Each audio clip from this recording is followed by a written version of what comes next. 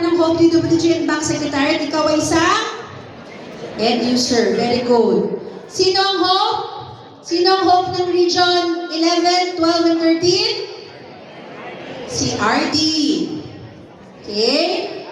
Now, ang pagbabago po, take note sa ating mga Hope.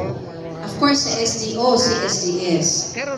Ang procurement monitoring report ay naidagdag na as something that the Hope needs to sign. 9184 po ay sign na the Hope. Okay, ngayon po express in the rules. Okay? Yan po ang role ng Hope. Ang pinaka-importante ng role ay magtayo ng BAC. Okay? Ano naman ang role ng BAC? Yan po ang kanyang function. Ang nagtatayo po ng secretariat at ng BAC ay si Hope. Tatandaan niyo yan. Sino nag-create ng BAC and BACSEC? Si Hope. Sino nag-create ng TWG? Si BAC. Okay? Huwag niyo siyang interchange. Ang BAC ay may 5 or 7 miyembro. Dati po yan ay 5 to 7. Ngayon, 5 or 7. This change was introduced by Senator Villar. Ayaw niya ng even number. Kaya 5 or 7 lamang. Ayan ang mga responsibilities. Tatandaan nyo, sino ang nagpo-post wall? Ang may authority si BAC. Pwede siyang suportahan ng TWG. May sumabot ng TWG. Sino may authority mag-post wall? BAC. TWG support lang. Sino may authority mag-award? Si BAC. Si BAC. Si TWG support lang, including BAC Secretariat. Okay? Next, apart from the Chief Accountant and the local treasurer and internal auditor, sino pa ang hindi pwedeng maging BAC member? Si Hope, very good because of conflict of interest. Anything that has to do with conflict of interest, bawal po. Tandaan lang po natin na ang bawal ay si Chief Accountant. So kung dalawa kayo, isa lang ang Chief. Di ba? So si Chief lang bawal. Yung isa pwede. Kuha nyo, bawal lang kayong maging BAC. Pwede kayong mag-TWG, pwede kayong mag-secretariat. Tandaan nyo yan, ha? Si local treasurer, meron po kasi Department of Finance issuance. Si auditor because of the internal audit manual. Okay? Next, si chief accountant because of a COA issuance. Ano po ang term ng BAC? Ultimately, wala pong nabago. Sinabi lang dito sa IRR na 1 year may holdover until hindi mag-issue ng panibagong, mag-designate ng panibagong BAC. Pwede kang 3 beses na ma-designate or can be more than depending sa Hope. So anong ending? Pwedeng forever and ever kang mag-BAC. Unfortunately. Okay? Unfortunately. Eventually po baka mas maayos pa po natin itong provision na to. Okay? So far, ganyan po ang provision natin. Next. Okay? Just some tips kung ilang BAC ang kailangan gawin. Sa central office, meron po tayong 8 BAC. I-reconstitute po natin yan. Tinapos lang namin yung mga awarding ng January. Ito po yung categories na ginawa natin for efficiency. You can have as many depending on volume and complexity. Okay? Ito po yung mga conflict of interest provision. Okay? Ano yung mga mandatory declaration? Wala kang conflict kasi wala kang kamag-anak within the 3rd level of consanguinity and affinity. Okay, kung ikaw yung supplier, kay Hope, BAC, TWG member, including project consultants, at kailangan may disclosure of beneficial ownership sa inyong omnibus or statement kung kayo ay supplier. Automatically disqualify ka kapag hindi ka nag-disclose. And of course, okay, kahit i-disclose mo pero bawal, disqualified ka pa din. And yun naman po application by entity, ito po yung mga, kung corporation kang supplier, sino dapat ang i-trace natin na relationship. Okay? Individual for the sole proprietor, for the partnership, yung partners, for cooperatives, yung mga board ng cooperatives, including the CEO, for corporation shareholders, more than 20% ownership. Okay? And then the chairperson, president, and for joint ventures and consortia, yung lahat po ng entities composing it. So kung corporation po, we go back to the board and the CEO, and so on and so forth. Okay? Para malaman nyo lang how to apply the relationship. Now, meron din po tayong, before I go to honoraria, meron din po tayong ranking requirement.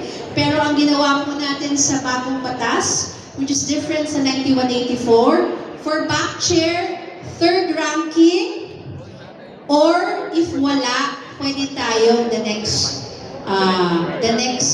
lower rank. Wala po niyan sa 9184. And the reason why we did this is because of DepEd. Bakit po? Napansin ko po maraming OIC sa DepEd at the time. Okay? Pag OIC po kasi, you do not take on the rank. Did you know that? So, para maintindihan niyo yung ranking requirement. Sino ang rank 1 sa region? RD. RD.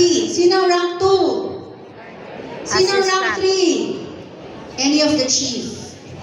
Kung walang ARD, anong rank si chief? Second. Third or second? Kung walang ARD, anong rank si chief? Second. Third or second? Third. Third pa din? Ranking is of the position, not of incumbency. Okay? Kung si chief, OIC ARD, anong rank ni OIC ARD? OICRD. First, second or third? Third. The OIC carries the position, the rank of its position. Kaya po ginawa namin, because napansin namin maraming OIC sa DepEd, lagyan natin sa batas kasi wala sa 9184 na if not available, yung next lower rank. Okay? Next, tinaas na po yung honoraria. Unfortunately, wala pa pong guidelines. We have to wait for the DBM guidelines to implement this. Unless the guidelines will allow for retroactivity, which I doubt. Okay? TWG, ang bank member, bukod sa ranking, pwede ba ang co-term? Coterminous. Sa bank member, bukod sa rank requirement, pwede ba ang co-term? Yes or no? No. Pwede. Because permanent in the law means plantilla.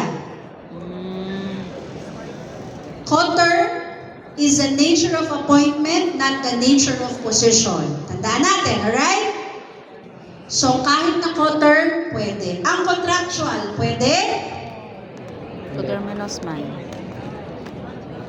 Ang PSDBM po, nagpo-procure ba ang PSDBM?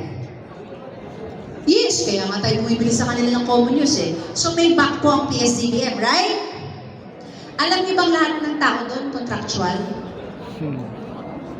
Yes, pero may plantilla sila. So, for you to know, kung pwede kang mag-back member, alamin mo kung may plantilla. Kung walang plantilla, cannot be. Okay? You look at the nature of the position, may plantilla, not the nature of appointment. Kuha niyo? What about TWG? Kailangan ba may plantilla? Yes or no? No. Pwede nga yan consultant eh. Pwede yan COS. Hindi requirement na plantilla. Pwede ba ang TWG ko foreigner? Pwede ba ang TWG ko foreigner?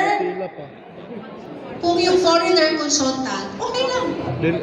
Hindi pinagbabawal. Okay? Anong difference ng TWG sa BACSEC? Technical support ang TWG, admin support ang BACSEC. Ang BACSEC, pwede ba dito ang COS? Pwede ba dito ang COS? As a rule, no. Because of the confidential nature. But if you cannot avoid because you don't have positions, make sure that in the contract, pinagawa ko po ito sa central office. If you want to get a copy, just ask my team. Sa kontrata po ng mga COS na backsec, meron pong dalawang importanteng provision. Confidentiality rule. Number 2, if they break that, pwede natin silang kasuhan. Because hindi po sila covered ng CSC. So, we can go after them by filing a case against them. So, yun po yung pinadagdag ko. If you want to get a copy, to adapt po sa mga COS nyo, you can ask my team. Okay? Okay, the end user. Sino nagagawa ng market scoping? Si end user. Okay, ano pa po bang importante? The jury duty. So, pagka po